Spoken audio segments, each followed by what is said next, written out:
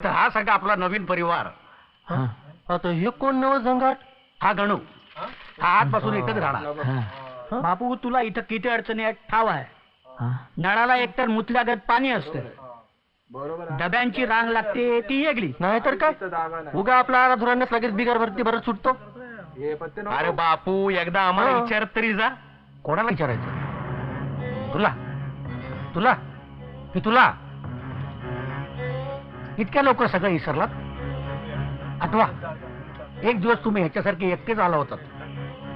मी माया डावली म्हणून तुमच्या डोक्याने छप्पर तरी मिळालं, आणि आता म्हणता विचारलं पाहिजे होतं. माणूस वाढला की तुम्हाला त्रास होतो ना.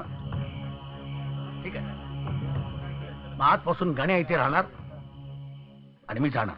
बापू, तर असं काय कर, तू आम्हाला समजा ना आमच्या वडिलांसारखा, आणि तूच आम्हाला सोडून जायची वार्ता करतो. नाही, इथून कोणी बी जाणार नाही. योगाने आजपासून इथंच राहणार. बापू, मी जे काय बोललो ते मनावर घ्यायचं नाही, मला माफ कर.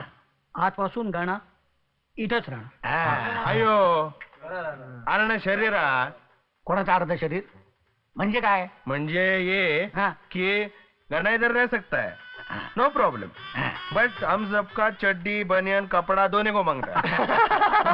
नहीं, मैं क्या म्हणतो, तुम सबका नहीं, हा क्या काले कच को धोने को बोलता है. अर्ध शरीर अर्धी लुंगी. बैठ नहीं तो, बैठ बैठ. चल, हा मस्त जेवण करतो. आपण हातपाय धुवायचं आणि फक्त जेवायचं. येतं काय ऐकू नका. तुझी चड्डी त्याला धुवायला लावतो. चल ये. अरे ये अच्छा. ये.